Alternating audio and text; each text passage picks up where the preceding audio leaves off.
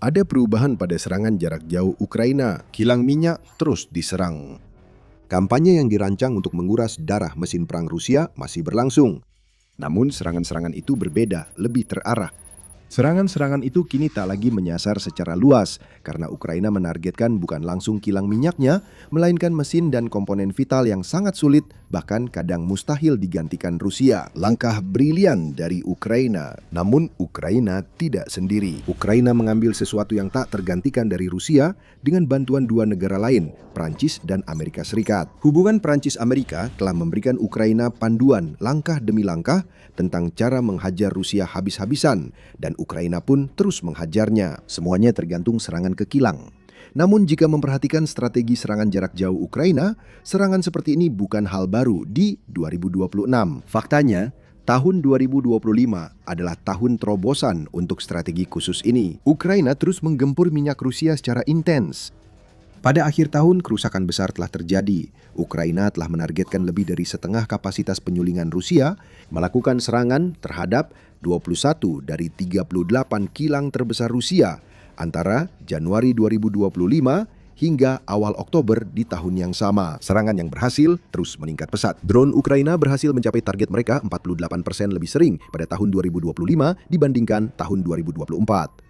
Ukraina berhasil menutup sekitar 20 kilang Rusia pada satu waktu, dan pada akhir tahun dilaporkan telah menyebabkan kerugian lebih dari 13 miliar dolar pada sektor minyak Rusia. Strateginya bagus, tapi masih jauh dari sempurna. Ukraina punya masalah itu berasal dari serangan kilang yang terlalu luas. Pada tahun 2025, Ukraina hanya perlu menembus pertahanan udara Rusia dan mengenai sesuatu di kilang minyak. Apa saja, memicu kebakaran adalah tujuannya. Sehingga tangki besar di kilang ini jadi target utama Ukraina. Cukup satu hantaman drone, tangki penyimpanan langsung meledak dengan api yang bisa menyebar ke sekitar. Sekali lagi, itu berhasil. Kilang ditutup sementara saat api dipadamkan dan perbaikan dilakukan. Ukraina bahkan beberapa kali menyerang kilang dalam waktu singkat untuk membuatnya tetap tidak beroperasi lebih lama.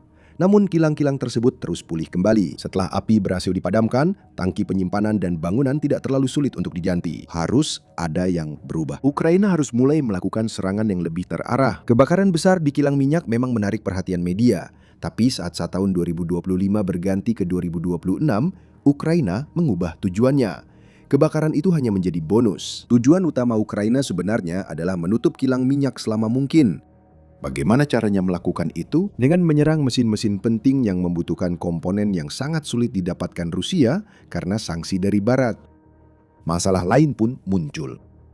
Intelijen Ukraina cukup kuat untuk memungkinkan serangan ke kilang minyak. Namun serangan sepresisi ini sangat sulit dilakukan.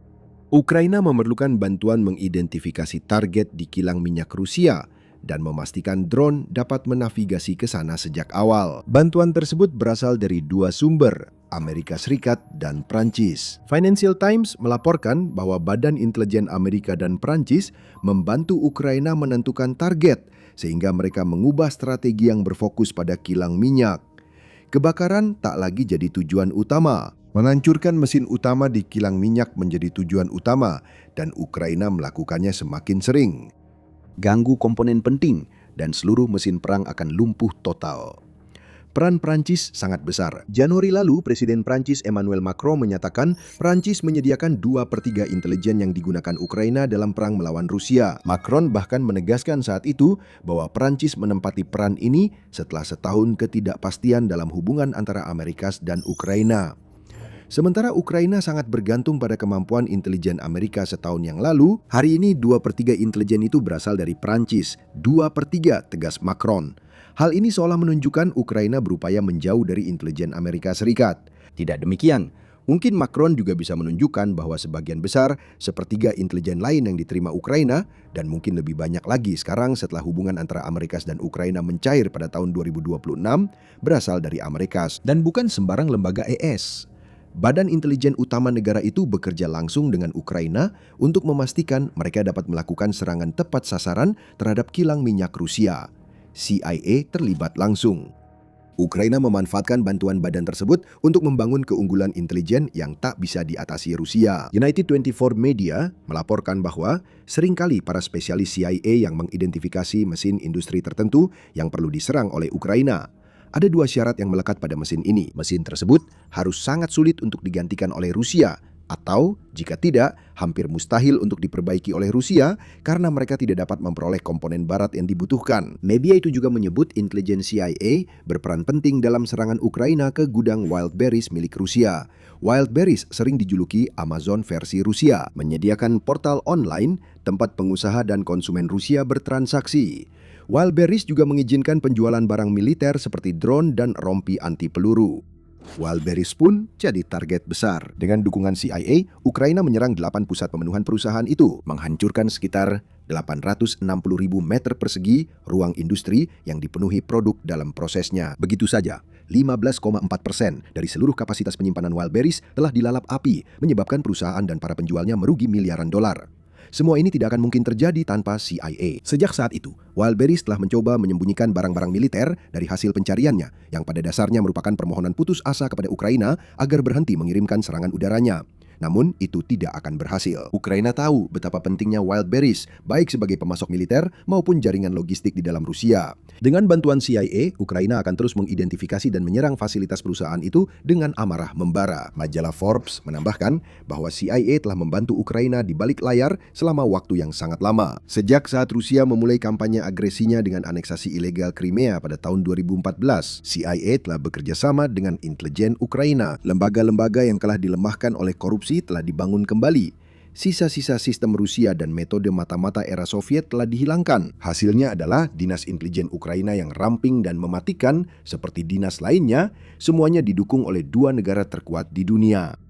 Perancis dan Amerika Serikat kini bekerja sama membantu Ukraina menyerang kilang dan target lain di seluruh Rusia. Namun CIA berpengaruh pada lebih banyak hal.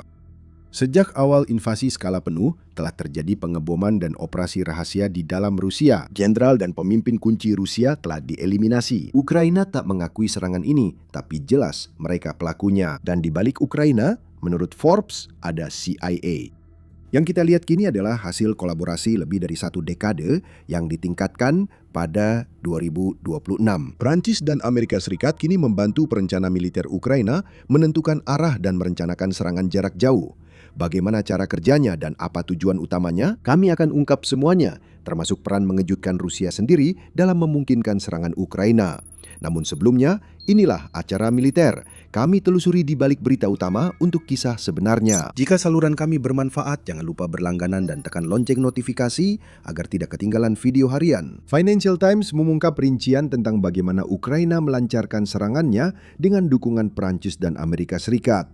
Media itu berbicara dengan 2 operator drone yang mengatakan para insinyur di balik layar bekerja keras sebelum drone diterbangkan. Para insinyur memilih target berdasarkan intelijen yang mereka terima, serta melakukan analisis teknis mendetail untuk memetakan rute ke target, logistik serangan, dan tujuan target dalam skema operasional perang Ukraina melawan Rusia. Setelah semua ini selesai, insinyur memberi arahan ke unit drone Ukraina. Disinilah para ahli industri energi berperan, karena merekalah yang akan menentukan komponen spesifik yang perlu diserang oleh operator Ukraina, dengan fokus khusus pada komponen mana yang akan memakan waktu paling lama bagi Rusia untuk memperbaiki atau menggantinya. Seperti yang dikatakan salah satu operator, para ahli akan memberitahu spesialis drone Ukraina untuk menyerang pipa, cerobong asap, area tertentu, sambungan peralatan, atau kotak ini dan sejenisnya. Depo dan unit penyimpanan minyak kini jadi prioritas kedua dalam rencana jangka panjang Ukraina. Misi-misi ini tidak hanya punya satu target, semuanya sudah dipersiapkan untuk berbagai kemungkinan. Jika rencana A gagal, mungkin karena Rusia memindahkan pertahanan udara atau target Ukraina sudah terlindungi, maka ada rencana B, C, dan seterusnya. Beberapa target dimasukkan ke dalam setiap misi untuk memastikan drone Ukraina tidak melakukan perjalanan jauh hanya untuk pulang dengan tangan kosong pada akhirnya. Jika operator gagal mencapai target utama, mereka akan beralih ke target sekunder atau tersier yang sudah dipilih. Tidak ada pembatalan serangan di sini, hanya rencana cadangan di atas rencana cadangan agar kerusakan terjadi. Ukraina juga tak pernah menganggap satu serangan jarak jauh saja sudah cukup. Itu sudah terjadi di tahun-tahun sebelumnya, tetapi Ukraina benar-benar memastikan bahwa mereka memberi diri mereka peluang terbaik untuk menghantam target apapun secara berulang-ulang sampai target tersebut tidak bisa dipulihkan oleh Rusia. Ini dapat dilakukan dengan banyak drone saat menyerang atau mengirim gelombang drone baru jika Ukraina perlu. Namun bagaimanapun juga, sebuah kilang yang jadi sasaran drone Ukraina bisa dipastikan akan mendapat lebih dari satu serangan. Jika drone pertama Ukraina langsung mengenai target, selalu ada target sekunder dan tersier yang bisa diserang. Apa yang kita lihat di sini adalah pembongkaran sistematis seluruh industri minyak dan bahan bakar Rusia. Semuanya didukung oleh intelijen Prancis dan Amerika Serikat. Ini adalah kombinasi dari kejutan dan tekanan teknologi yang dibawa ke era drone. Seperti dicatat Menteri Pertahanan sementara Ukraina Yevgeny Kamara, Ukraina perlu meningkatkan pendekatan ini agar bisa memberikan kerusakan maksimal pada mesin perang Rusia di kandang Putin sendiri. Rusia tidak menginginkan hal itu karena sudah cukup banyak menghadapi masalah akibat serangan Ukraina saat ini. Serangan Ukraina terhadap kilang minyak Rusia pada tahun 2026 jauh lebih efektif dibandingkan dengan tahun 2025, memicu krisis bahan bakar yang melanda seluruh negeri dalam prosesnya. Pada akhir Juli, produksi bahan bakar Rusia turun hingga 40% karena kilang-kilang utama masih belum beroperasi. Itu semua disebabkan oleh peningkatan presisi Ukraina. Serangan yang dulu hanya menghentikan kilang beberapa hari, kini membuat Rusia butuh berminggu-minggu atau berbulan-bulan untuk pulih. Penjualan bensin dibatasi di lebih dari 40 wilayah. Penyulingan minyak Rusia turun sebesar 25% dari tahun ke tahun, mencapai titik terendah dalam 20 tahun. Dan produksi bensin di negara itu turun sebesar 17%. Media United 24 mengungkapkan dalam laporan pada 2 Juli. Dan saat semua ini terjadi, Rusia entah bagaimana harus menemukan cara untuk menghadapi puncak permintaan bahan bakar dalam negerinya yang biasanya terjadi antara Agustus dan September. Gabungkan drone Ukraina dengan intelijen AEZ dan Prancis, Anda dapatkan campuran mematikan yang dipaksa ditelan Rusia. Namun, ada satu bahan lagi dalam campuran itu, sedikit vodka Rusia, yang tanpa sadar disediakan oleh Rusia sendiri melalui bekas kekaisaran Sovietnya. Apa maksud kami?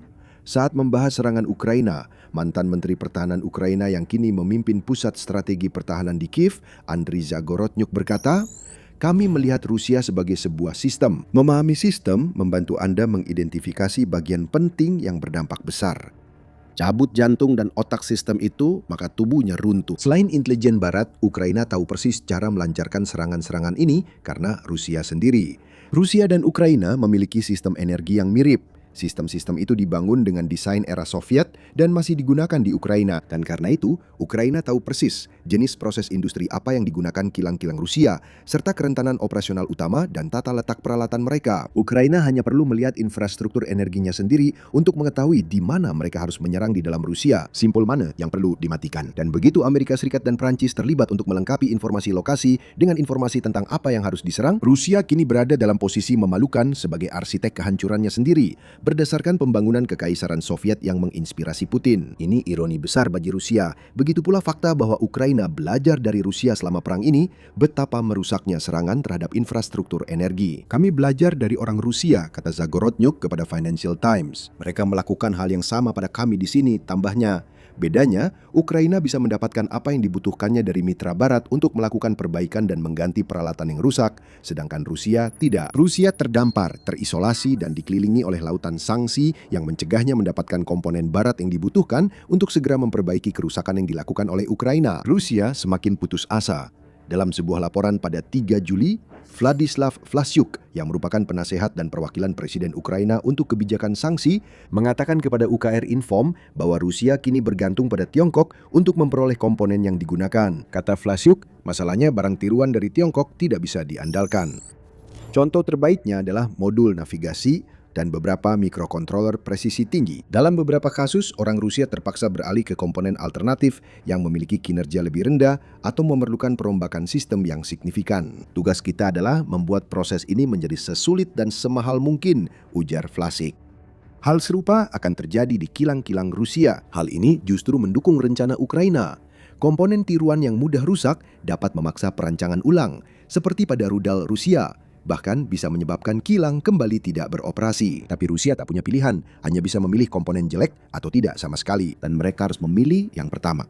Mengenai apa yang akan terjadi selanjutnya, situasinya hanya akan semakin buruk bagi Rusia mulai sekarang. Aliran intelijen Prancis dan Amerika Serikat tidak akan dihentikan, yang berarti drone Ukraina tidak akan kemana-mana. Sebenarnya itu kurang tepat. Drone-drone tersebut memasuki wilayah Rusia lebih dalam dari yang diperkirakan Putin. Dengan kemajuan teknologi, drone Ukraina kini bisa menyerang lebih jauh, membuka lebih banyak peluang memanfaatkan intelijen Barat untuk menimbulkan kerusakan lebih besar. Ukraina kini bisa menyerang target di seluruh wilayah Rusia Eropa. Drone terbaik mereka mampu menempuh lebih dari 3.000 km. Mereka juga mengembangkan sistem jarak jauh generasi baru untuk serangan lebih dalam. Presiden Ukraina Volodymyr Zelensky menyatakan drone berjangkauan lebih dari 5.000 km sedang dipertimbangkan dan kemungkinan tersedia bagi operator Ukraina akhir 2026. Pada 2027, Ukraina ingin punya drone dengan jangkauan 10.000 km. Semakin banyak target yang bisa diserang, ini kabar buruk bagi Rusia. Ukraina juga tetap waspada, seperti mereka menindaklanjuti keberhasilan pada 2025 dengan strategi yang lebih matang. Mohon maaf atas permainan, katanya. Mereka akan melanjutkan pencapaian tahun ini. Zelensky rutin bertemu pejabat militer tertinggi untuk memperbarui target dan menetapkan prioritas baru. Akhir Juli, rencana serangan jarak jauh disetujui dan Zelensky mengizinkan serangan baru. Tidak ada seorang pun di luar kalangan atas Ukraina yang tahu apa yang akan diserang. Itu memang disengaja. Semakin sedikit yang Rusia ketahui, semakin sedikit yang bisa mereka lakukan terhadap serangan Ukraina sebelum drone datang menyerang. Jika kami adalah orang yang suka bertaruh, kami akan bertaruh bahwa sebagian besar target dalam daftar Ukraina telah dipengaruhi oleh intelijen yang mereka dapatkan dari Prancis dan Amerika Serikat. Rusia tidak bisa menangkal semua ini seefektif yang seharusnya. Negara itu sangat luas, sehingga tidak mungkin melindungi semua lokasi militer penting dari serangan drone Ukraina. Ukuran yang dulu jadi keunggulan saat melawan invasi darat, kini justru jadi beban terbesar bagi Kremlin. Putin dan kroni-kroninya sekarang harus terus-menerus mengatur pertahanan udara. Mereka harus menebak apa yang mungkin akan diserang Ukraina dan memindahkan pertahanan ke target-target tersebut, sehingga target lain menjadi rentan sebagai akibatnya. Rusia tak pernah membayangkan akan memainkan permainan prioritas ini yang justru menguntungkan Ukraina. Karena drone Ukraina kini dapat menjangkau kilang minyak di Siberia, Rusia dihadapkan pada lebih banyak pilihan. Jika jangkauan yang diperluas, seperti kata Zelensky, benar terjadi akhir tahun ini hingga 2027, pertahanan Rusia yang sudah kewalahan harus tersebar sampai hancur. Jarak tak lagi jadi faktor bagi Ukraina. Rusia tak lagi punya wilayah belakang strategis. Hanya ratusan target yang masih ada dan kini sudah atau segera akan dijangkau drone Ukraina. Inilah realitas baru Rusia. CIA dan intelijen Prancis bekerja sama dengan Ukraina untuk melemahkan mesin perang Rusia. Para penghancur kini terbang hampir tiap hari. Setiap kali mereka menyerang mesin penting di kilang atau pangkalan militer yang seharusnya berada di zona aman, Putin harus menahan satu tendangan lagi ke selangkangannya. Pada akhirnya, Rusia akan dipaksa bertekuk lutut dari superpower militer menjadi bangkai gemetar, berdarah minyak dan bahan bakar. Setiap minggu muncul bukti kolaborasi hebat Ukraina dengan mitra dari Prancis dan Amerika. Dalam serangan Wildberry, kombinasi intelijen Barat dan kekuatan tempur Ukraina menjadi sorotan utama di bulan Juli. Perang Ukraina telah menjadi aib bagi Angkatan Udara Rusia. Mereka praktis sudah dipaksa keluar dari Ukraina sendiri setelah kehilangan ratusan pesawat dan helikopter.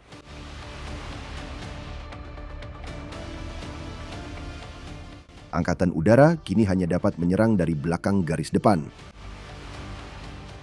Bahkan jet tempur terbaik Rusia, Su-57, praktis tidak berperan dalam pertempuran.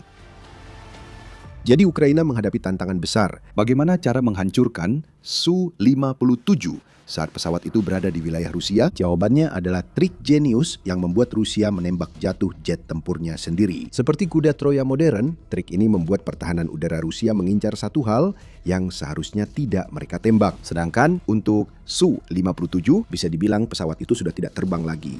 Laporan awalnya masih samar-samar. Pada 23 Juli, Euromaidan Press melaporkan bahwa sebuah jet tempur Rusia yang kemudian dikonfirmasi sebagai Su-57 telah jatuh di Oblast Moskow. Tidak ada korban jiwa karena pilot berhasil melontarkan diri dan jet tidak jatuh di area berpenduduk. Insiden tersebut terjadi pada pukul 13.50 di distrik Odintsovo yang terletak sekitar 65 km sebelah barat Moskow dan dekat dengan Zvenigorod. Foto-foto segera beredar yang menunjukkan puing-puing jet yang terbakar di tengah ladang.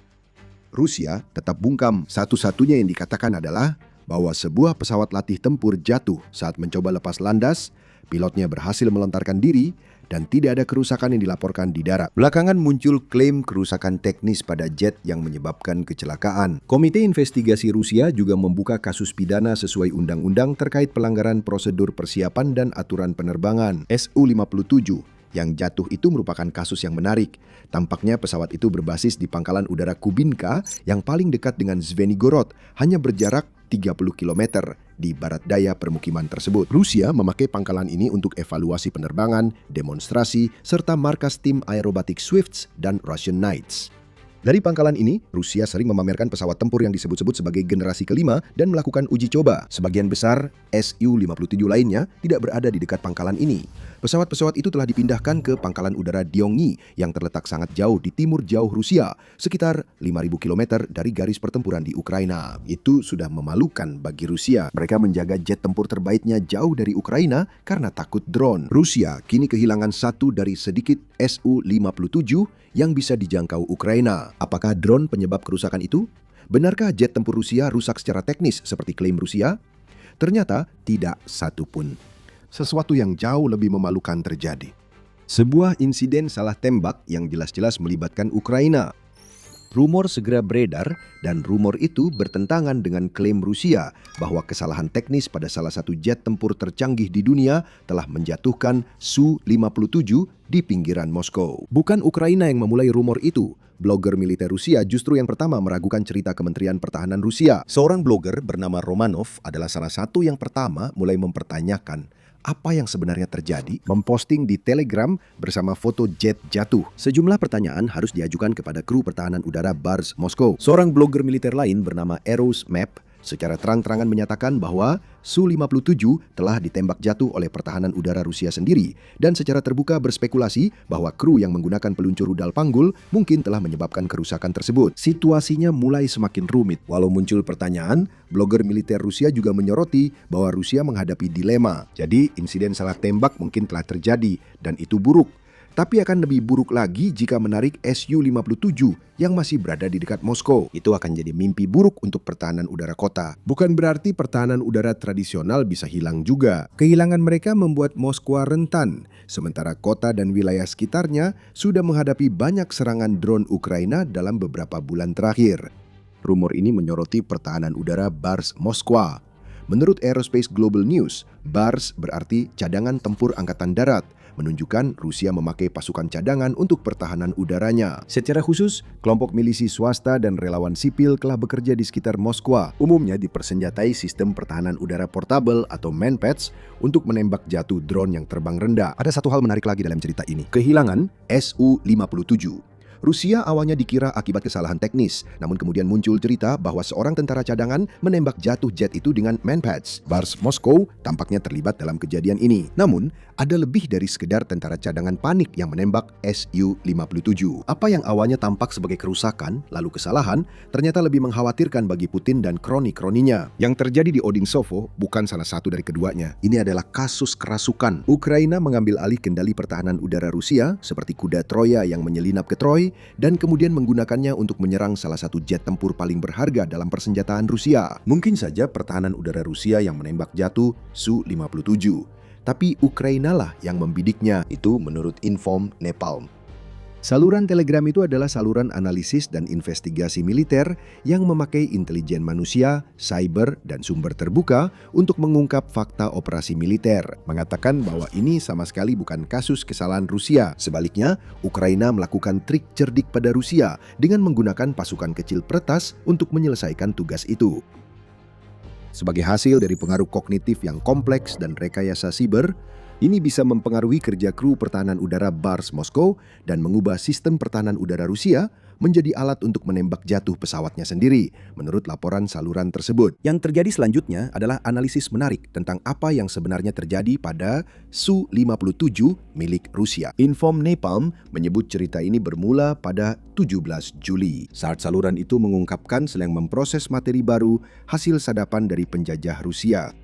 Di antara materi tersebut ada rekaman video dari tempat latihan yang sama dengan lokasi peluncuran Su-57 NAS, menunjukkan Rusia melatih kru Bars Moskow untuk mencegat drone jarak jauh Ukraina. Inform Napalm tidak menyimpan materi yang disadap itu untuk dirinya sendiri.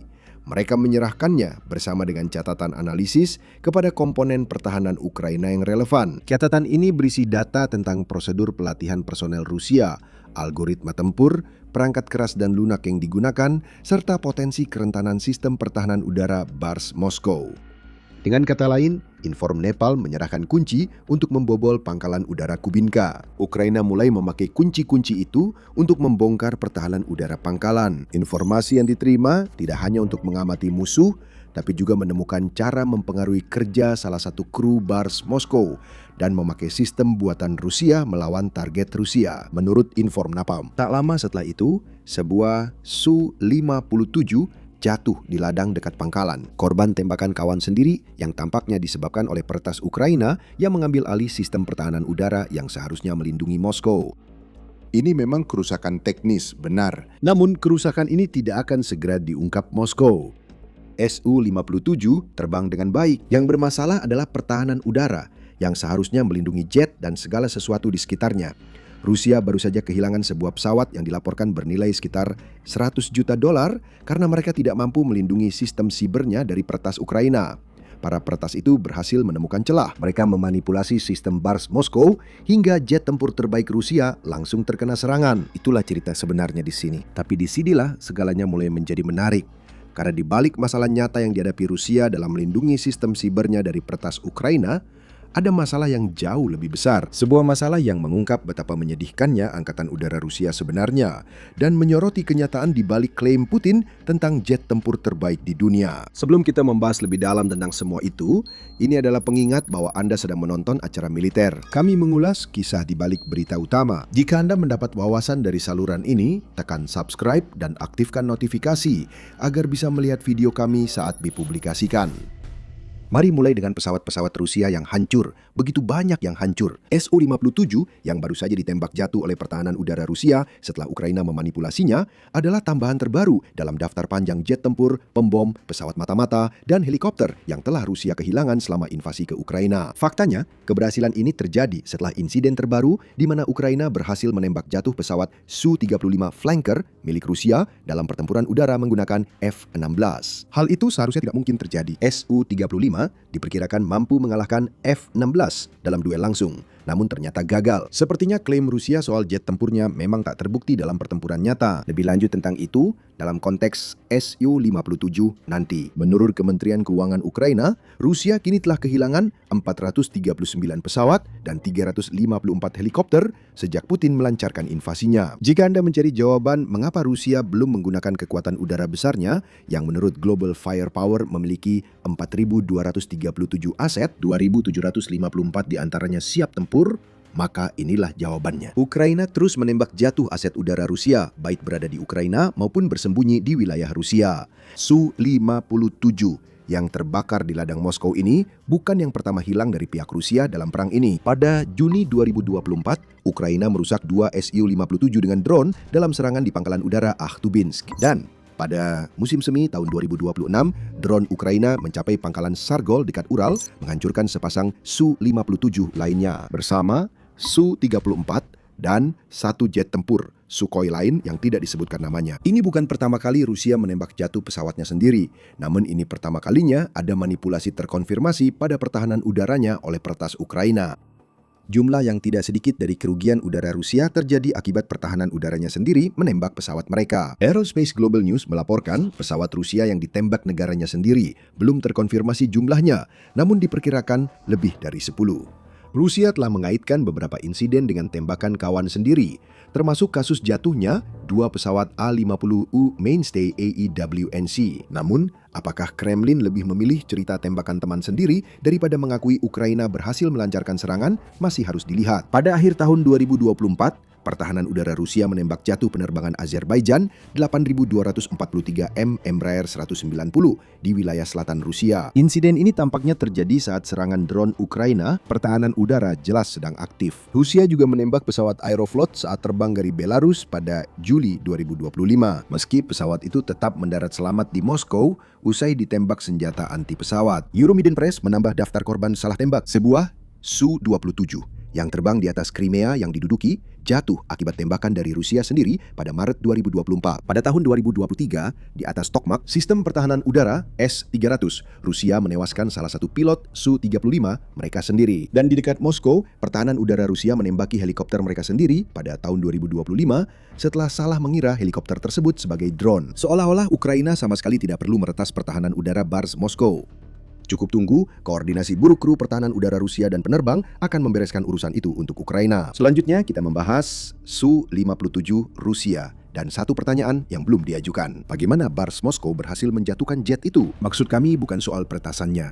Su-57 seharusnya merupakan pesawat tempur siluman generasi kelima yang setara dengan pesawat Amerika Serikat seperti F-35 dan F-22. Putin sendiri bahkan pernah mengatakan, Subardat 57 seharusnya menjadi jet tempur terbaik di dunia. Jika klaim Rusia benar, jet itu nyaris tak terdeteksi radar, sehingga hampir mustahil bagi Bars Moskow menembaknya jatuh.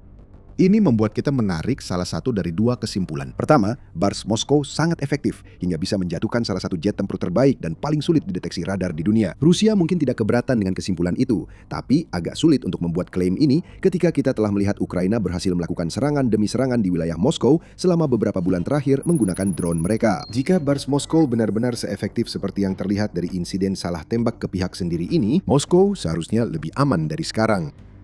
Kesimpulan kedua adalah yang lebih menarik dari keduanya. Su-57 mungkin tidak sehebat yang diklaim Moskow. Menurut Global Defense Corps, jatuhnya pesawat ini oleh rudal era Soviet sekali lagi membuktikan bahwa pesawat ini sama sekali bukan pesawat siluman generasi kelima. Perhatikan kata sekali lagi. Ini bukan pertama kalinya muncul pertanyaan tentang Su-57 dan kemampuan silumannya yang diklaim.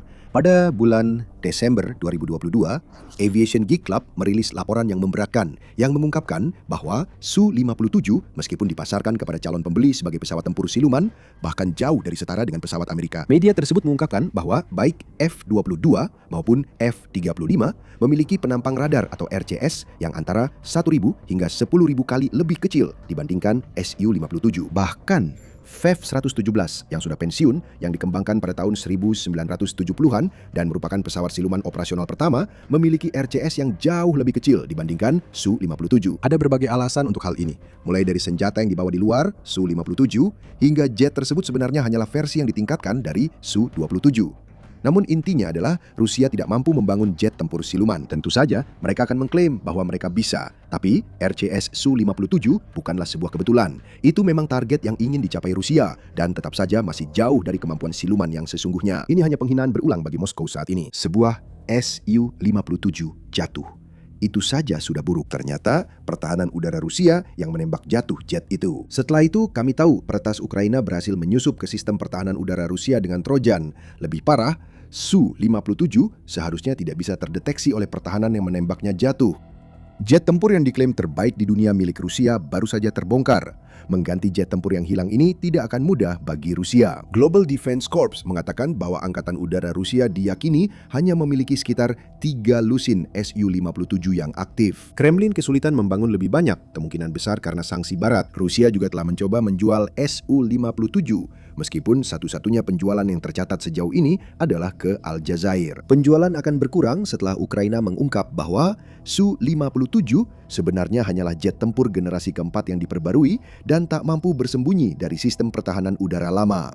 Coba pikirkan apa yang mungkin sedang dipikirkan orang-orang Moskwa sekarang. Wilayah mereka sedang diserang, drone Ukraina telah terbang, dan jelas bahwa bahkan sistem pertahanan udara besar-besaran yang telah dipasang di sekitar Moskwa pun tidak cukup untuk menghentikan mereka. Ukraina telah beberapa kali menyerang wilayah Moskwa pada belasim tahun 2026, termasuk serangan pada akhir Juni yang menargetkan pusat satelit di oblast tersebut. Drone Ukraina juga telah melancarkan serangkaian serangan terhadap sebuah perusahaan bernama Wildberries yang sering disebut sebagai versi Amazonnya Rusia, dan juga memiliki usaha sampingan yang menjual drone, perlengkapan militer, serta komponen dwiguna. Warga Moskow yang menggunakan Wildberries, mulai dari konsumen yang membeli produk hingga pemilik bisnis yang mengandalkan layanan ini untuk mencari uang, panik saat gudang-gudang terbakar dan miliaran dolar persediaan lenyap dilalap api. Mereka yang tinggal di Moskow juga hanya terhindar dari krisis bahan bakar yang melanda Rusia saat ini karena bahan bakar dialihkan ke Moskow dari Siberia, menurut laporan Reuters. Langkah setengah-setengah itu hanya bisa bertahan sebentar sebelum warga Moskow akhirnya harus antre berjam-jam di SPBU, sama seperti penduduk Rusia lainnya yang tidak tinggal di kota mewah milik Putin. Kini mereka harus melihat pertahanan udara Moskow gagal parah hingga menembak jatuh jet tempur ultramodern yang diklaim Putin sebagai terbaik di dunia. Apa yang mereka pikirkan sekarang? Perang yang dimulai Putin sudah di depan pintu mereka, sementara Ukraina justru makin kuat. Drone-drone itu membuktikan hal itu. Kini, Ukraina bisa meretas pertahanan udara Rusia, membuat mereka menembak peralatan sendiri. Apakah itu bisa terjadi lagi? Jika iya, sasaran apa lagi yang akan dipaksa Ukraina untuk dibidik oleh pertahanan itu? Itu pasti jadi pertanyaan warga Moskow yang kini makin sadar bahwa pelindung besar mereka, Putin, tak mampu melindungi mereka dari apapun. Itulah yang diinginkan Ukraina. Pertahanan udara Rusia yang luar biasa di sekitar Moskow adalah trik brilian dan berujung fatal bagi sebuah Su-57. Namun, pesan Ukraina lewat kuda Troya ini justru lebih bernilai.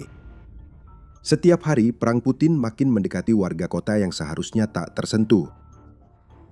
Berapa lama warga Moskow akan menerima ini sebelum serius mempertanyakan presiden dan kondisi militer yang ia ciptakan? Saat Ukraina memperluas kampanye serangan jarak jauhnya, mereka menghadapi tantangan. Kampanye itu sudah efektif, tetapi Ukraina ingin lebih banyak drone mengenai target mereka. Dan untuk itu, mereka perlu mengatasi pertahanan udara Rusia. Terlalu banyak drone Ukraina yang dialihkan jalurnya atau dihancurkan oleh pertahanan tersebut. Semakin tidak efektif pertahanan udara Rusia, semakin banyak wilayah Rusia yang terbakar. Ini konsep yang sederhana. Dan sekarang, Inggris telah memberikan Ukraina solusi untuk masalahnya. Inggris memberi Ukraina senjata bergaya Harry Potter yang dirancang oleh Inggris, dan ini akan menjadi terobosan besar dalam perang. Ukraina kini bisa mendorong Rusia kembali ke zaman batu. Kenapa? Stone Cloak akan datang. Pada 26 Juli, Telegraph melaporkan bahwa Perdana Menteri baru Inggris, Andy Burnham, telah mengungkapkan bahwa ia akan menandatangani kesepakatan baru dengan Presiden Ukraina, Volodymyr Zelensky.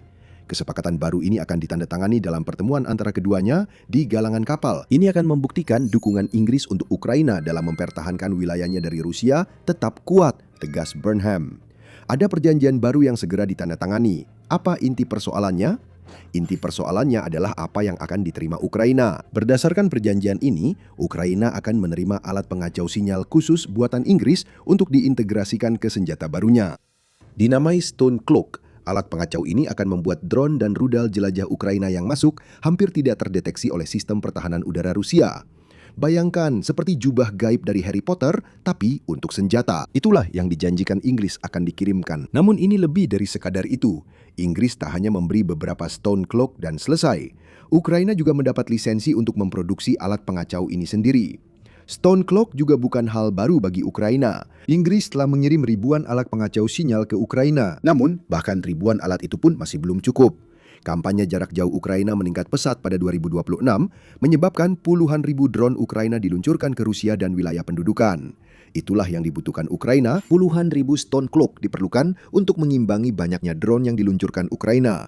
Dengan kesepakatan baru, Ukraina mendapat hak kekayaan intelektual teknologi ini agar bisa memproduksi massal. Mungkin dalam skala yang bahkan Inggris pun tidak mampu lakukan. Menjelang kunjungan Zelensky, Burnham menjelaskan alasan dibalik keputusannya. Britania Raya berdiri bahu-membahu dengan Ukraina dan dukungan kami tetap tak tergoyahkan. Rusia tidak perlu meragukan tekad kami dan kami tidak akan mundur hingga tercapai perdamaian jangka panjang untuk Ukraina, kata Burnham. Stone Cloak adalah inovasi terbaik buatan Inggris dan telah terbukti di garis depan. Dan ini akan sangat penting untuk melindungi keamanan di kedua negara kita. Ini adalah pesan untuk Voldemort, Putin, bahwa drone dan rudal Ukraina akan segera menjadi tak terlihat dan tidak ada yang bisa dilakukan tentang itu.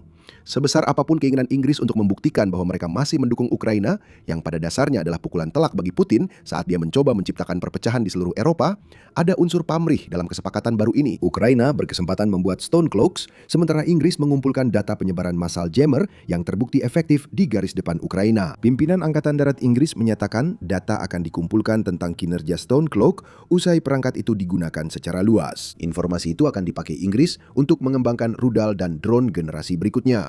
Inggris ingin mengetahui kinerja jammer saat ini karena berencana memasukkan Stone Cloak ke proyek Breakstop yang merupakan rudal jelajah berbiaya rendah yang sedang dikembangkan. Kami juga membayangkan bahwa Inggris dan Ukraina akan sama-sama menggunakan data yang dikumpulkan untuk melakukan penyesuaian pada Stone Cloak, membuatnya lebih efektif menghadapi pertahanan udara Rusia. Kesepakatan baru ini sangat penting bagi Ukraina karena beberapa alasan yang akan kami jelaskan. Tapi pertama, pertanyaan besarnya, Apa itu Stone Cloak? Stone Cloak adalah jenis pengacau sinyal baru yang bisa dipasang di drone dan rudal untuk membantu menembus pertahanan udara. Euroactiv punya info tambahan. Pengacau sinyal ini kecil, seukuran tablet, dan bisa dipasang langsung pada senjata yang digunakan Ukraina. Dan alat ini bekerja dengan mengacaukan sinyal yang digunakan oleh sistem pertahanan udara, yang memungkinkan sistem tersebut melacak dan menargetkan proyektil Ukraina. Dari situ kita bisa berasumsi bahwa Stone Cloak tidak hanya memengaruhi sistem pertahanan udara itu sendiri, tetapi juga radar pada sistem itu. Selain itu, kita hanya tahu sedikit selain spekulasi. Stone Cloak diduga memakai pengacauan frekuensi radio agar proyektil sulit terdeteksi. Karena tidak ada lembar data resmi yang dipublikasikan, kita hanya bisa berasumsi bahwa itu mencakup pita frekuensi radio yang digunakan oleh radar peringatan dini dan pelacakan Rusia. Ukraina juga harus mampu mendapatkan suku cadang penting untuk membuat Stone Cloak mereka sendiri. Ini termasuk semikonduktor, penguat, dan modul RF yang semuanya tampaknya dapat diperoleh Ukraina untuk senjata lainnya. Kemungkinan besar mereka tidak akan kesulitan mendapatkan komponen-komponen ini, meskipun jumlah masing-masing yang dapat dibeli bisa membatasi jumlah Stone Cloak yang dapat dibuat Ukraina untuk dirinya sendiri. Namun itu adalah masalah di masa depan. Untuk saat ini, Ukraina akan sangat gembira karena telah mendapatkan hak untuk membuat perangkat yang bisa memberikan perbedaan besar dalam perangnya melawan Rusia. Namun sebelum kita membahas lebih dalam tentang mengapa perbedaan itu akan terjadi, ini adalah pengingat bahwa Anda sedang menonton acara militer. Jika Anda suka dengan saluran kami, jangan lupa berlangganan dan aktifkan notifikasi agar tidak ketinggalan analisis kami tentang senjata terbaru yang digunakan Ukraina. Sekarang mari bahas tantangan Stone Cloak, pertahanan udara Rusia. Walau sering dibahas di saluran ini tentang kegagalan pertahanan tersebut, karena operator drone Ukraina bisa melakukan ratusan serangan ke target Rusia pada tahun 2026 saja, masalah pertahanan itu tetap ada. Dan jika Rusia dapat dipercaya, jauh lebih banyak drone Ukraina yang dicegat daripada yang benar-benar mencapai tempat yang diinginkan Ukraina. Sebagai contoh, Al Jazeera melaporkan bahwa Kementerian Pertahanan Rusia mengklaim bahwa pertahanan udara mereka menghancurkan 571 drone Ukraina dalam satu serangan semalam menjelang 24 Juli. Menjelang akhir tahun 2025, Royal United Services Institute menemukan kurang dari 10% drone Ukraina mencapai target. Namun belum jelas apakah ini masih berlaku setelah lebih dari setengah tahun. Tetapi yang benar-benar penting di sini adalah bahwa Ukraina ingin serangan jarak jauhnya menjadi lebih efektif daripada sebelumnya. Menyerang pertahanan udara secara langsung membantu hal itu, karena tindakan tersebut menciptakan koridor udara yang aman bagi drone dan rudal. Namun kini Ukraina ingin meraih lebih banyak keberhasilan. Bagaimana jika Ukraina meluncurkan 600 drone dan 20% diantaranya mengenai sasaran, atau 30%? Keputusan Stone Cloak dari Inggris memungkinkan hal ini. Jika Ukraina bisa memproduksi massal perangkat ini dan memasangnya pada sebagian besar atau semua proyektil yang ditembakkan ke Rusia dan wilayah pendudukan, Ukraina akan memiliki kekuatan pengganda yang signifikan. Bayangkan dampaknya pada serangan ke kilang minyak yang sudah efektif. Pada 25 Juli, Ukraina kembali menyerang, menghantam kilang Tyumen 2000 km dari perbatasan dan menyebabkan kebakaran. Kebakaran bisa lebih besar jika lebih banyak drone Ukraina menembus pertahanan. Ada juga keuntungan bagi Ukraina dari segi biaya serangan-serangan ini. Meski drone menawarkan cara murah untuk melakukan serangan jarak jauh, mengirim kawanan UAV yang gagal tetap membuat Ukraina membuang puluhan hingga ratusan ribu dolar tiap serangan. Stone Cloak bisa mengubahnya. Seluruh perhitungan strategi serangan jarak jauh Ukraina berubah karenanya. Dampaknya bagi Rusia, inilah alasan kedua mengapa perjanjian lisensi Stone Cloak sangat penting. Strategi jarak jauh yang terus berkembang dan sudah berjalan sangat baik, kini memiliki potensi untuk menimbulkan penderitaan ekonomi dan psikologis yang luar biasa pada penduduk Rusia yang sudah merasakan dampak perang yang tidak pernah mereka bayangkan akan sampai ke depan pintu rumah mereka. Ketika Rusia menyerang Ukraina awal 2022, prospek drone dan rudal yang dapat menjangkau 2000 km ke dalam wilayah Rusia pun belum pernah terpikirkan. Bahkan ketika invasi awal gagal dan Ukraina mulai mendapatkan rudal-rudal dari barat, jangkauan rudal-rudal tersebut membatasi serangan hanya sampai ke wilayah perbatasan Rusia, serta Crimea dan Laut Hitam. Namun pada tahun 2026, situasinya sangat berbeda. Ukraina tidak hanya mampu melakukan serangan jarak jauh, seperti yang kita lihat di Tyumen. Ukraina melancarkan serangan-serangan itu dengan frekuensi yang membuat bahkan warga Rusia yang paling tenang sekalipun menjadi khawatir. Laporan Mei dari United 24 mengungkap peningkatan besar kampanye serangan jarak jauh Ukraina. Pada Agustus 2024, Ukraina meluncurkan lebih dari 1000 drone ke target militer Rusia. Pada Juli 2025, jumlahnya meningkat menjadi 3000. Namun pada Maret 2026, Ukraina telah menggunakan sekitar 7.000 drone hanya dalam 1 bulan, yang cukup untuk membuat Ukraina melampaui Rusia dalam hal jumlah proyektil yang diluncurkan ke wilayah lawan. Rusia kini tak punya wilayah belakang yang aman di area penting. Satu-satunya tempat aman dari drone Ukraina adalah Rusia Timur Jauh, yang terlalu jauh dari Ukraina sehingga nyaris tak berpengaruh. Selain memberi Putin wilayah untuk merekrut tentara, serangan ini juga punya tujuan lain selain jumlahnya. Ukraina berupaya melemahkan ekonomi Rusia dan mengingatkan rakyat Putin bahwa perang yang dimulai pemimpinnya kini berdampak pada mereka. Secara ekonomi, drone Ukraina telah memberikan hasil yang diharapkan. Laporan tertanggal 6 Juli menyebutkan hal ini. The Telegraph mengungkapkan 500 juta warga Rusia bangkrut pada 2025 akibat dampak ekonomi perang, serta negara itu menghadapi krisis perbankan yang eksplosif. Pertumbuhan ekonomi pun belum akan datang. Kementerian Ekonomi Rusia terpaksa menyesuaikan proyeksi pertumbuhan produk domestik bruto atau PDB untuk tahun 2026 dari 1,3% menjadi 0,4%. Hal yang sama juga terjadi untuk tahun 2027, di mana proyeksi pertumbuhan PDB kini menjadi 1,4% dari sebelumnya 2,8%. Angka ini sudah dimanipulasi Rusia, jadi kondisi nyata di sana pasti lebih buruk. Serangan jarak jauh Ukraina adalah penyebab utama masalah ekonomi ini. Mereka juga berperan dalam krisis bahan bakar di Rusia yang meluas ke sebagian besar wilayah dan menyebabkan penderitaan bagi penjajah Crimea yang semakin terisolasi oleh serangan jarak menengah dan jarak jauh. Ukraina bahkan mulai menyerang bisnis yang tampaknya sipil, seperti yang terjadi pada Wildberries yang dianggap sebagai Amazonnya Rusia. Wildberries tidak sepolos seperti yang digambarkan Rusia. Platform e-commerce itu menjual drone, komponen, dan perlengkapan militer. Ukraina telah beberapa kali menyerang gudang perusahaan tersebut pada Juli, berarti miliaran dolar persediaan hangus terbakar. Bagi para pengusaha yang mengandalkan Wildberries untuk bisnis mereka, pukulan yang diterima sangat menghancurkan dan mematikan. Wildberries sekarang telah menyembunyikan kategori militer di portal online-nya. Begitulah betapa mengerikannya efektivitas serangan jarak jauh Ukraina. Sekarang tambahkan Stone Cloak ke dalam persamaan itu. Dengan jubah tak kasat mata di drone mereka, kampanye yang telah membuat ekonomi dan rakyat Rusia menderita akan makin meningkat. Ukraina tak perlu menambah jumlah drone yang diluncurkan. Itu akan lebih efektif dengan jumlah yang sudah mereka kirim ke Rusia. Waktu kesepakatan lisensi baru ini juga sangat tepat. Usai bertemu pemimpin militer pada 26 Juli, Zelensky umumkan Ukraina telah menyusun daftar target militer baru yang akan diserang di Rusia. Hari ini kami sepakat melanjutkan operasi dan memperbarui daftar target prioritas berdasarkan dampak nyatanya terhadap Rusia dan kemampuannya untuk melanjutkan serta memperpanjang perang ini, kata Zelensky. Tambahnya, tujuan utamanya untuk menekan Rusia agar berdiplomasi dengan mengganggu produksi komponen senjata, menyebabkan kerugian di sektor minyak dan sektor ekonomi lainnya, serta membawa perang ini kembali ke tempat yang tak asing lagi. Lisensi dan produksi Stone Cloak kemungkinan besar tidak akan siap tepat waktu untuk memengaruhi target-target tertentu ini. Tetapi akan ada lebih banyak target yang akan dicantumkan di masa depan. Drone-drone Ukraina tidak akan kemana-mana. Maksud saya, mereka justru akan masuk ke Rusia. Dan dengan dilengkapi Stone Cloak, mereka bahkan akan lebih sering masuk ke jantung target yang ditugaskan Ukraina kepada operator drone-nya. Ada satu alasan lagi mengapa Stone Cloak akan membuat Rusia khawatir. Ini adalah satu lagi tanda bahwa Ukraina bekerja sama dengan para mitranya jauh melampaui apa yang diperkirakan Putin mungkin terjadi. Kami kembali ke asumsi Rusia tentang Ukraina tahun 2022. Rusia menganggap Ukraina negara lemah. Ukraina memang menahan operasi militer khusus awal, tetapi setelah itu Ukraina bertahan karena bantuan miliaran dolar senjata dari negara barat. Meski selama beberapa tahun pertama perang Ukraina sangat bergantung pada senjata ini, telah terjadi perubahan.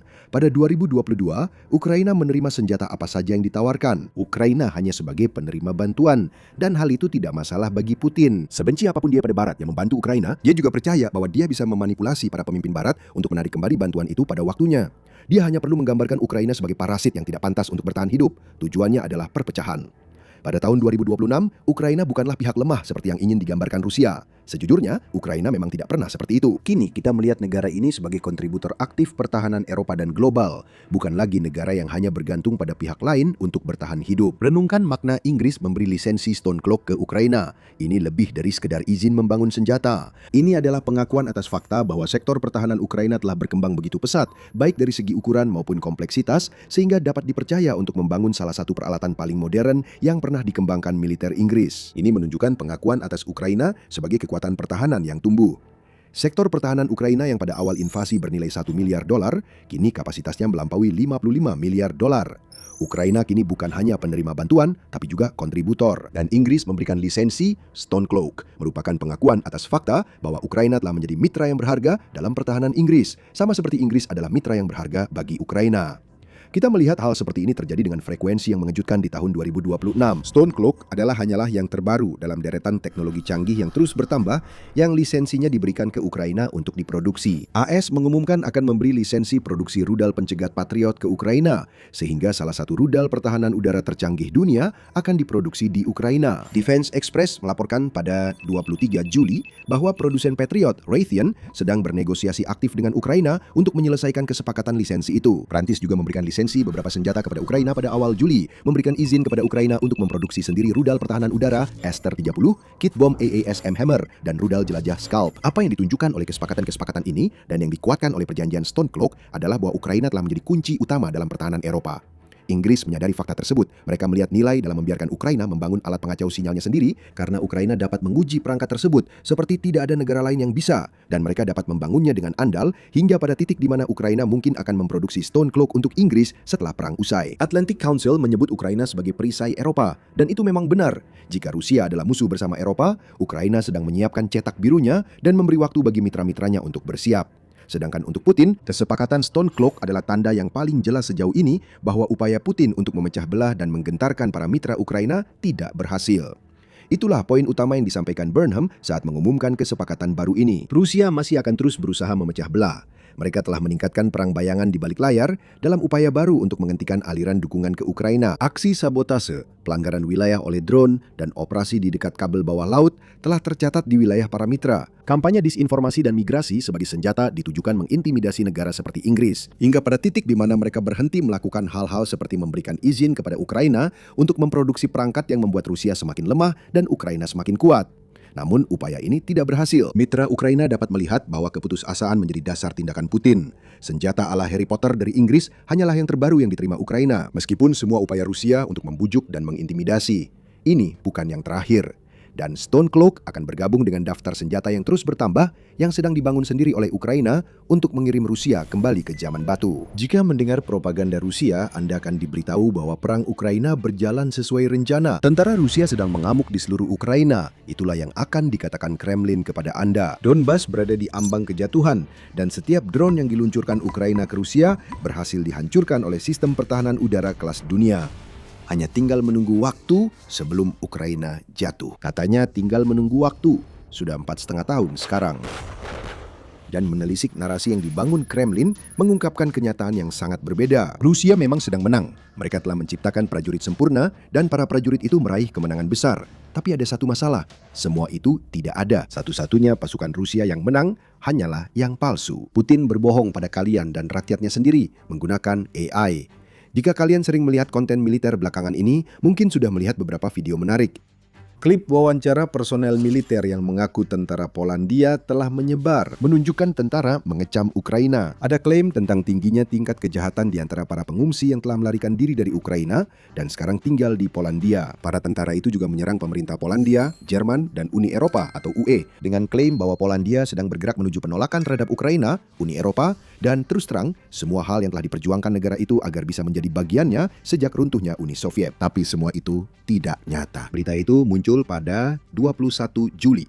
Karena tentaranya gagal mendapatkan kemajuan signifikan di Ukraina, Rusia beralih ke kebohongan terang-terangan dalam upaya putus asa untuk menciptakan perpecahan dan ketidakpuasan di dalam Ukraina. Rusia tidak memakai versi palsu tentaranya untuk kebohongan ini. Para tentara terlalu sibuk tewas di Ukraina. Sebaliknya, Rusia telah membuat deepfake AI yang menampilkan tentara Polandia yang lalu dimanipulasi untuk mengkritik Ukraina dan tentaranya. Pusat Penanggulangan Disinformasi Ukraina mengungkap pemalsuan Rusia dalam laporan mengejutkan, menunjukkan seberapa jauh Rusia berusaha memenangkan perang propaganda.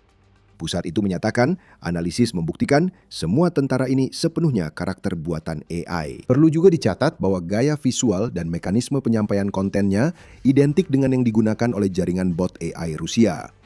Klip-klip yang menampilkan pria berseragam militer Polandia telah beredar di berbagai media sosial seperti YouTube, Facebook, Instagram, dan TikTok. Namun, pemeriksaan mendalam terhadap video-video tersebut menunjukkan beberapa tanda manipulasi, termasuk beberapa wajah yang tampak jauh lebih halus daripada seharusnya. Tanda-tanda lain terlihat dari kata-kata yang digunakan dalam video tersebut. NASK State Research Institute milik Polandia meneliti video-video itu dan menyatakan sebagian redaksi yang digunakan menunjukkan ungkapan canggung dalam bahasa Polandia, menunjukkan adanya terjemahan dari teks asli berbahasa Rusia yang ditulis untuk pernyataan-pernyataan tersebut. Ada juga karakter Kiril yang terselip di dalamnya. Lalu ada juga soal seragam. Meskipun sebenarnya cukup mudah menemukan foto tentara Polandia dengan seragam mereka, tampaknya Rusia bahkan tidak berusaha melakukannya. Seragam di cuplikan itu tampak gabungan pakaian militer Rusia dan Belarusia, bukan Polandia. Rusia bergantung pada orang yang tidak sadar atau kurang tahu untuk mengenali tanda-tandanya, dan itu berhasil. Satu saluran YouTube telah mengunggah sekitar 50 cuplikan serupa, dan yang paling populer telah ditonton 300.000 kali menurut Polski Radio. Video lain, termasuk satu dari Oktober lalu, mengklaim memperlihatkan tentara Polandia menyerukan perebutan kota Lviv di Ukraina, telah dengan mudah dibantah karena adanya watermark yang terlihat dari model AI Vio yang tampak pada video tersebut. Ini adalah tindakan kotor dari Rusia, licik. Tapi hal ini juga tidak mengejutkan. Kremlin tahu bahwa mereka sebenarnya tidak bisa mengklaim bahwa tentara Rusia berkinerja baik di Ukraina. Mereka berusaha, tapi semua di lapangan bisa melihat kenyataannya. Rusia telah membuat tentara palsu yang penuh tentara Polandia palsu demi propaganda melawan Ukraina dan meyakinkan dunia sekutu utamanya telah berpaling. Kenapa tentara Polandia? Meski Ukraina dan Polandia tetap sekutu, ketegangan di antara mereka langsung dimanfaatkan Rusia. Pada awal tahun 2026, mulai muncul keretakan antara Polandia dan Ukraina. Presiden Polandia Karol Nawrocki mencabut penghargaan Orde Elang Putih, penghargaan tertinggi Polandia, dari Presiden Ukraina Volodymyr Zelensky. Itu terjadi karena Zelensky menyetujui penamaan satuan militer Ukraina sebagai UPA, singkatan dari Pahlawan Tentara Pemberontak Ukraina.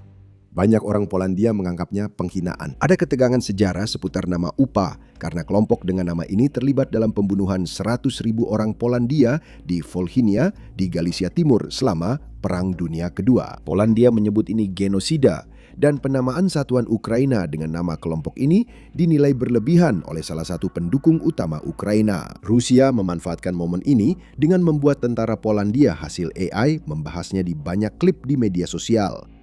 Meski ada konflik, Polandia dan Ukraina tetap sekutu. Pada 25 Juni, BBC melaporkan bahwa Perdana Menteri Polandia Donald Tusk menyerukan kebenaran dan saling menghormati selama konferensi pemulihan Ukraina di Gdansk.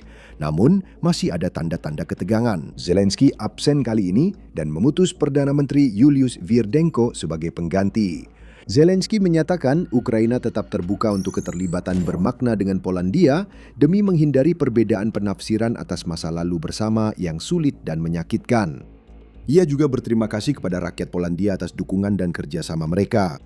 Propagandis Rusia seperti ngengat yang tertarik pada api setelah melihat semua ini terjadi, dan sejak saat itu mereka membanjiri internet untuk mencoba menciptakan lebih banyak perpecahan. Kremlin yakin mereka bertindak cerdik di sini. Video palsu seperti itu tetap berdampak karena banyak orang tidak mempertanyakan keasliannya, dan beberapa memang tidak bisa membedakannya. TechRadar mengungkapkan hal itu dalam sebuah artikel pada Januari 2026, di mana mereka melaporkan tentang sebuah studi yang dilakukan oleh perusahaan video AI Runway. Runway menguji 1.000 peserta dan menemukan relawan hanya bisa mengenali video nyata atau buatan AI dengan benar dalam 57,1% kasus. Itu hampir sama saja dengan melempar koin. Ini menunjukkan betapa mudahnya Rusia bisa lolos dengan memanipulasi pikiran orang yang hanya setengah memperhatikan saat menonton klip seperti ini di media sosial. Kremlin tak butuh orang menonton video-video ini. Kremlin ingin mereka mendengarkan pesan-pesan palsu itu. Bahkan, Rusia membutuhkan mereka untuk mendengarkan karena mereka tahu bahwa mengungkap kenyataan tentang apa yang terjadi di Ukraina akan menjadi bencana. Tentara palsu baru Rusia menarik banyak penonton dan mempengaruhi opini.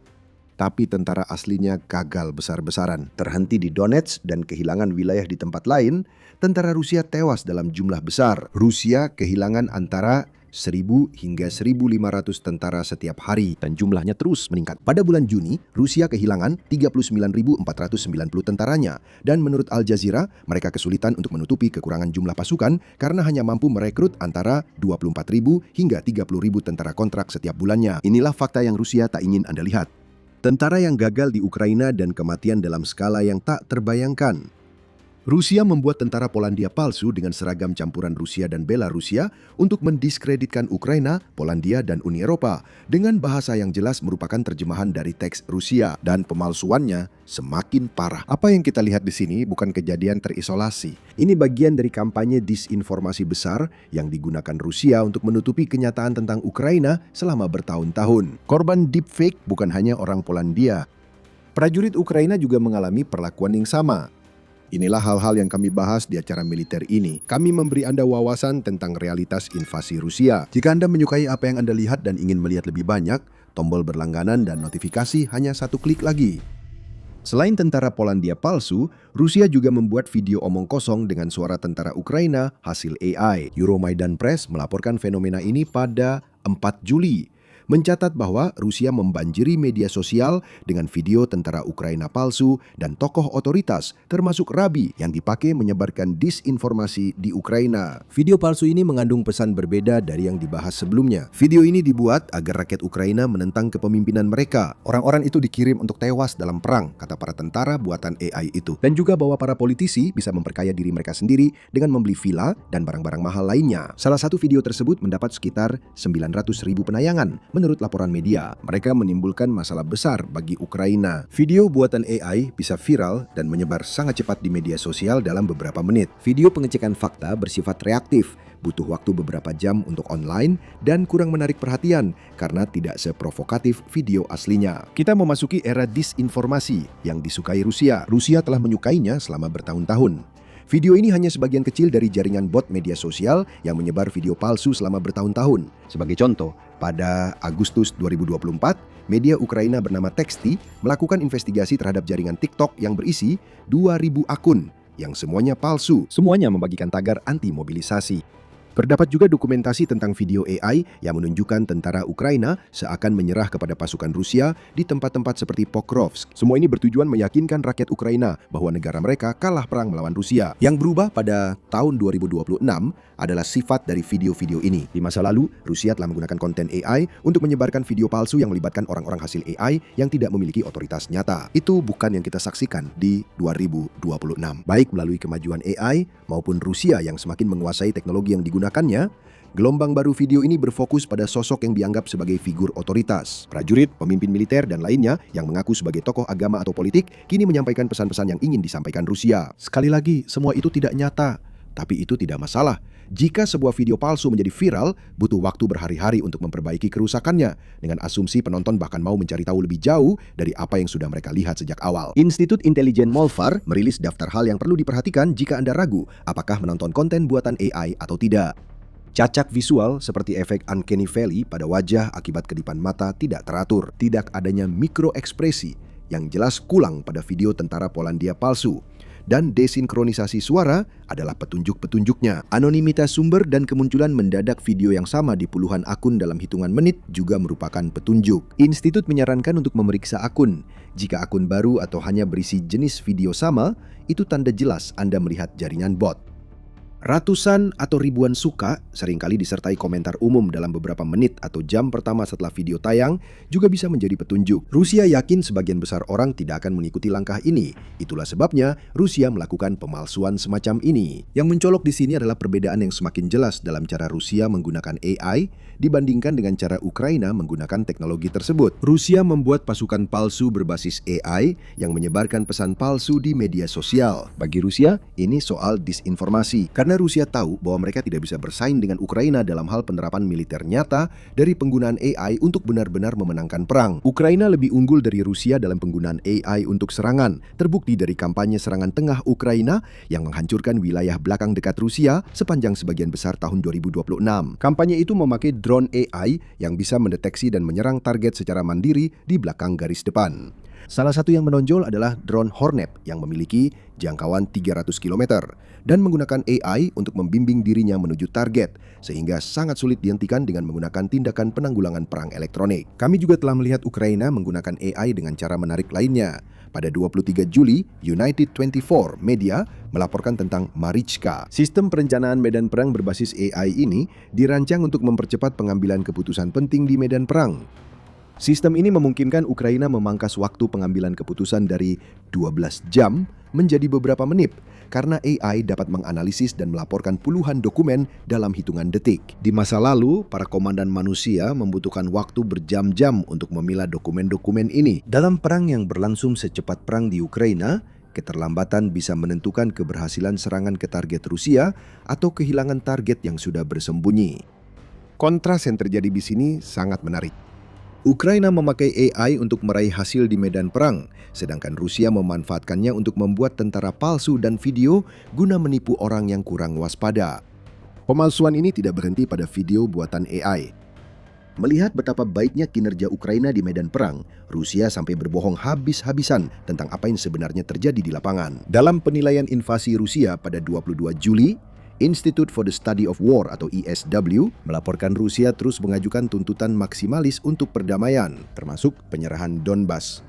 Rusia mendukung klaim tersebut dengan laporan tentang wilayah yang diambil, yang paling banter bisa disebut dilebih-lebihkan. Dalam kasus terburuk, itu adalah kebohongan terang-terangan. Kementerian Pertahanan Rusia mempromosikan saluran telegram propaganda Rusia pada 22 Juli, mengklaim bahwa pasukan Rusia merebut 2.226 km persegi wilayah dalam 6 bulan pertama tahun 2026. ISW telah mengamati bukti untuk menilai hal itu.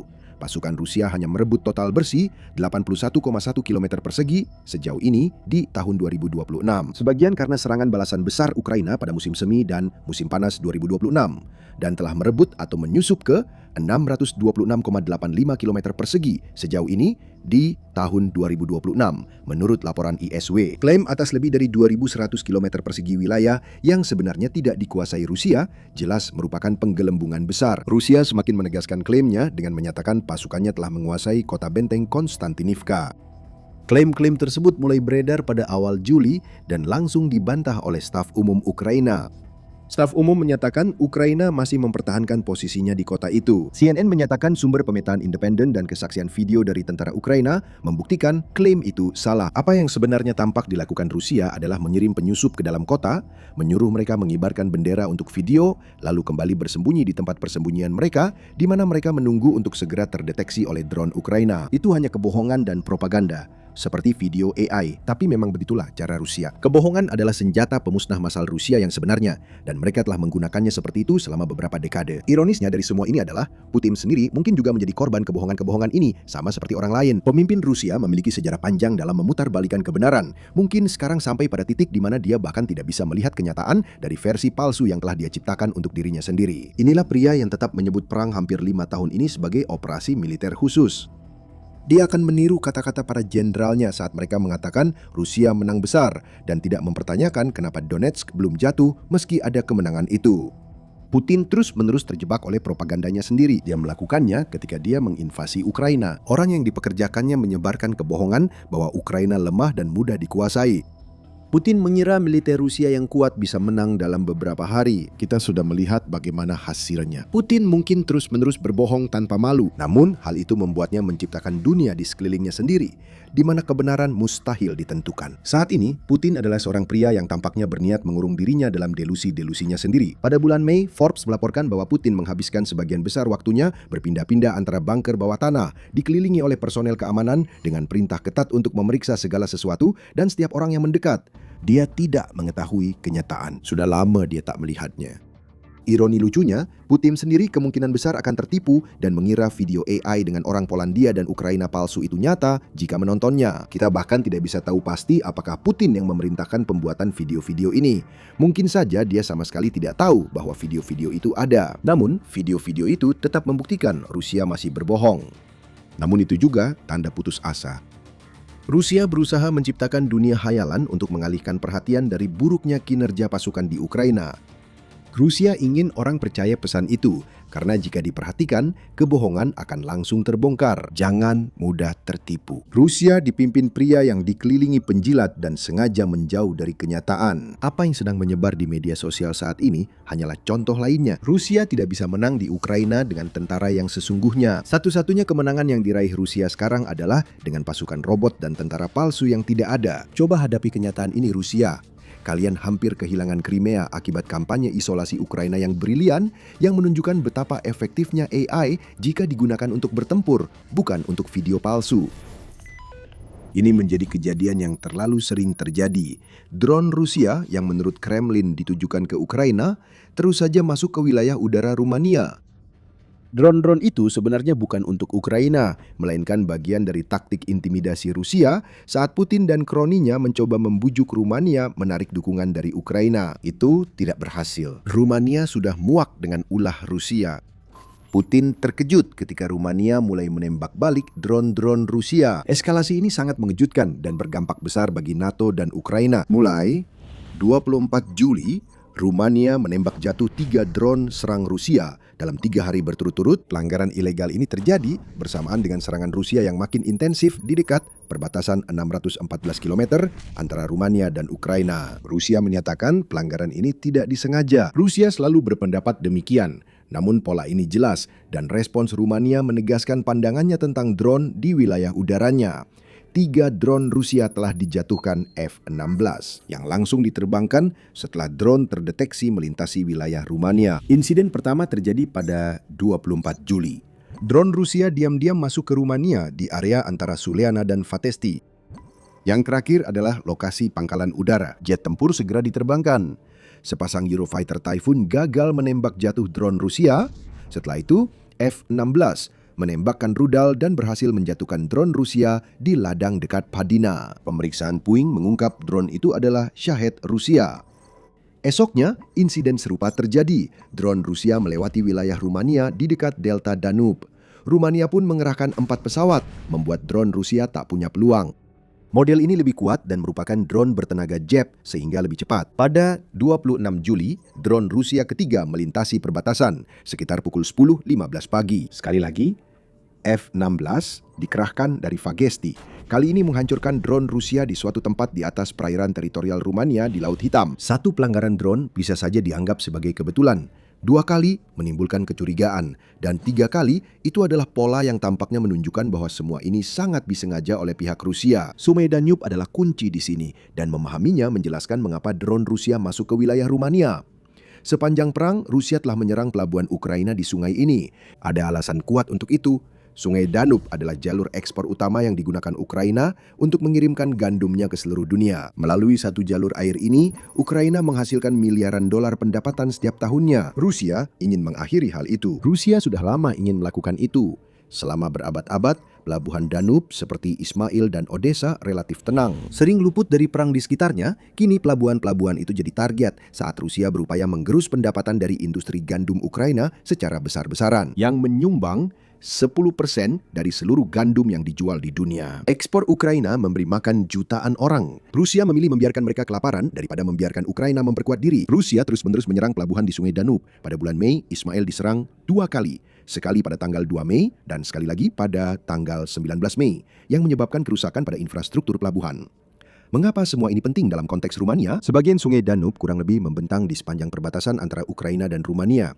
Kita melihat hal itu dari insiden drone terbaru yang kedua. Itu terjadi di Delta Danube, Rumania.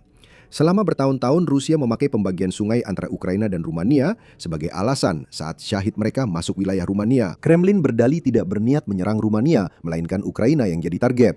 Untuk sementara, klaim ini masih memiliki tingkat kredibilitas. Sistem peperangan elektronik untuk melacaukan drone kemungkinan telah dipasang di semua pelabuhan Danube Ukraina. Bukan hal mustahil, drone Rusia terbang ke Rumania tanpa sengaja akibat gangguan sinyal. Namun ada masalah. Insiden lintas batas yang tidak disengaja mungkin menjelaskan drone yang kadang muncul. Namun menurut Kyiv Post, 3 penyusupan terbaru itu adalah yang ke-31, ke-32, dan ke-33 sejak perang Ukraina dimulai. Setiap kali, Rumania terpaksa mengerahkan jet tempur untuk menghadapi drone-drone tersebut. Meskipun sebelumnya, mereka hanya mengamati bukan menembak jatuh drone-drone itu. Selain itu, puing-puing dari drone Rusia telah ditemukan di wilayah Rumania sekitar 50 kali. Singkatnya, jumlahnya terlalu besar. Kebanyakan pelanggaran ini bukan kecelakaan. 3 kali dalam 3 hari jelas bukan kebetulan. Rusia tak bisa lagi memakai serangan di Sungai Danube sebagai alasan. Kremlin memang sengaja mengirim drone-drone ini. Dan ada alasan yang sangat kuat mengapa hal itu terjadi. 1,71 juta dolar. Itulah kira-kira jumlah yang telah dihabiskan Rumania dari 24 Juli hingga 26 Juli untuk menembak jatuh 3 drone yang memasuki wilayah udaranya. Itu inti tujuan Kremlin. Rusia sadar setiap drone yang dikirim perlu dihadapi. Kalau jetnya hanya dikerahkan tanpa menembak, itu tidak masalah. Bahan bakar terbuang dan uang hilang untuk misi yang sebenarnya tidak perlu terjadi. Tapi sekarang setelah Rumania menembak jatuh drone Rusia dari langit, biayanya jadi lebih tinggi. Rudal digunakan. Rudal-rudal itu harganya ratusan ribu dolar. Bagi Rusia, insiden drone yang masuk secara tidak sengaja ini membuat mereka mengorbankan syahid yang harganya hanya puluhan ribu dolar. tapi mendapatkan imbal hasil yang jauh lebih besar dari investasi itu. Tapi Rusia telah salah perhitungan. Yang sebenarnya kita lihat di sini adalah Rumania mulai muak dan lelah dengan ulah-ulah Putin, hingga negara itu menjadi pelopor dalam pembaruan total doktrin NATO. Drone Rusia tidak akan dikawal lagi. Drone-drone itu tidak akan dilacak dan dipantau. Drone-drone itu akan dihancurkan, dan itu mengubah segalanya bagi Putin. Sebelum membahas lebih lanjut, Rusia tetap mengaku tidak bersalah. Tentu saja begitu. Rusia bereaksi dengan marah setelah Rumania menanggapi pelanggaran udara terbaru ini dengan lebih dulu memanggil utusan Rusia untuk Rumania, Vladimir Lapayev. Utusan itu diusir dan diberi waktu 5 hari untuk meninggalkan negara tersebut. Rumania juga menarik pulang duta besarnya dari Rusia. Kedutaan besar Rusia di Bukares marah. Mereka menilai pengusiran itu tidak dibenarkan, tetap mengikuti narasi Kremlin bahwa tidak ada pelanggaran drone yang disengaja. Rusia hanya berusaha menyerang Ukraina. Itu alasan lama yang itu-itu saja. Rusia khawatir Rumania ingin meningkatkan eskalasi. Ancaman sudah dilemparkan kemana-mana seperti kotoran di kandang monyet. Pengusiran utusan itu tidak akan dibiarkan tanpa balasan, kata kedutaan. Dan Rumania sebaiknya tidak melakukan operasi lintas batas karena itu berarti negara tersebut terlibat langsung dalam perang Ukraina yang bisa memicu respons dari Rusia. Rumania belum melakukan operasi lintas batas atau memberi isyarat akan melakukannya. Jadi, respons marah Rusia ini merupakan reaksi atas hasil uji batas Rumania dan NATO yang tidak sesuai keinginannya. Ada rasa takut yang bercampur dengan kemarahan ini, dan kami akan menjelaskan alasannya. Tapi sebelum itu, ini adalah pengingat bahwa Anda sedang menonton acara militer. Jika Anda mendapatkan wawasan dari saluran kami, tekan subscribe dan aktifkan notifikasi agar Anda tidak pernah ketinggalan video-video kami berikutnya. Kami melihat perubahan di 2 tingkat dalam penghancuran drone Rusia oleh Rumania. Tingkat pertama adalah apa arti semua ini bagi Rusia sendiri. Lalu ada tingkat yang lebih luas, yang mencakup bukan hanya Rumania, tetapi juga Rusia, NATO, bahkan Ukraina. Bagi Rumania, yang terjadi pada 24-26 Juli adalah respons terhadap drone Rusia yang sudah dipersiapkan lama. Sejak Mei 2025, Rumania memberlakukan undang-undang baru yang memungkinkan militernya menembak jatuh drone tak berizin yang memasuki wilayah udara Rumania. Di tahun yang sama, Rumania dilaporkan mengerahkan sistem Merops buatan AS Serikat untuk mendukung pertahanan drone-nya. Sistem ini sebenarnya adalah drone pencegat, cukup kecil untuk dimuat di belakang truk kecil. Merops mampu mengidentifikasi drone yang masuk. Merops juga dapat menghancurkan drone tersebut dengan menggunakan panduan berbasis AI untuk mengatasi pengacauan sinyal dan gangguan elektronik lainnya. Meski sudah mengambil langkah ini, ada penolakan penghancuran drone Rusia di wilayah udara Rumania. Bahkan ketika pelanggaran tersebut menjadi semakin sering, undang-undang yang mengizinkan penembakan jatuh ditentang oleh beberapa partai politik Rumania yang lebih nasionalis. Kemungkinan karena mereka melihat undang-undang tersebut sebagai potensi eskalasi yang bisa memancing kemarahan Rusia. Penolakan itu kini jelas telah memudar. Hal ini bermula dari insiden Mei yang menurut analis militer Rumania Radu Tudor kepada ABC News kemungkinan menjadi pemicu psikologis bagi Rumania bertindak terhadap drone Rusia. Kemungkinan besar NATO memutuskan tidak merespons dengan kekuatan senjata untuk menghindari eskalasi, ujar Tudor. Kini keputusan ada di tangan Rumania. Berikut alasannya. Pada 28 Mei, muncul berita bahwa Rumania kembali menjadi korban penyusupan drone. Namun, yang ini berbeda dan jauh lebih berbahaya. Drone Rusia menabrak sebuah gedung apartemen di Rumania Timur, melukai seorang ibu dan anaknya. Rumania sudah mengetahui kedatangan drone itu dan melacaknya dengan radar. Namun, jet tempur tidak dikerahkan untuk menembak jatuh drone itu, sehingga 2 orang hampir kehilangan nyawa. Itulah momen ketika kesabaran habis. Tak ingin ambil risiko lagi, Rumania menegaskan setiap drone Rusia yang masuk wilayahnya akan langsung ditembak jatuh. Rumania membuktikan klaim itu 3 kali dalam 3 hari, mengirim pesan jelas pada Putin bahwa Rumania bukan negara yang bisa diremehkan. Rusia telah menguji batas terlalu sering. Sekarang, Rumania akan langsung melawan setiap kali Kremlin mencoba lagi. Respons Rumania ini tidak hanya terbatas pada satu anggota NATO. Sebaliknya, Rumania kini menjadi pelopor transformasi doktrin NATO menghadapi perang hibrida Rusia. Ini salah satu implikasi yang lebih luas. Rumania menjadi penanggung beban utama kebijakan NATO terhadap Rusia, terutama karena Rumania berbatasan langsung dengan Ukraina dan menjadi kunci dalam strategi Laut Hitam NATO. Sekarang kita bisa melihat Rumania sebagai lapisan pertama dalam serangkaian pertahanan yang disusun untuk menghadapi kemungkinan serangan Rusia di masa depan. F-16 adalah buktinya. 70 F-16 kini ditempatkan di Rumania, sebagian dari Norwegia, Portugal, dan Belanda. Rumania juga mengalokasikan 10 miliar dolar untuk sistem senjata Amerika, termasuk pertahanan udara Patriot dan persediaan 32 F-35 yang akan dikirimkan ke negara tersebut. Apa yang kita lihat di sini adalah penguatan sebuah garis depan.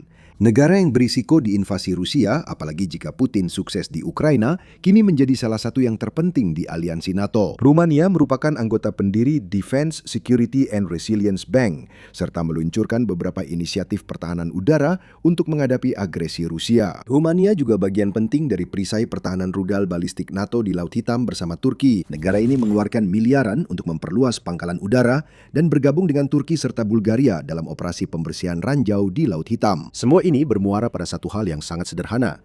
Rumania kini lebih penting bagi NATO daripada sebelumnya. Dan pentingnya hal itu ditekankan oleh 3 intersepsi yang baru saja kita lihat, karena intersepsi tersebut mewakili perubahan doktrin dalam cara NATO menghadapi drone Rusia. Selama bertahun-tahun, kebijakan NATO terhadap Rusia sederhana, mengawasi, mengawal, memberi pernyataan tanpa meningkatkan eskalasi. Menembak target yang diyakini milik Rusia dianggap tak terpikirkan selama beberapa dekade, bahkan setelah invasi Putin ke Ukraina 2022. Menyerang target dapat memicu eskalasi yang bisa menguntungkan Putin jika dia ingin membenarkan invasi ke negara sekutu NATO.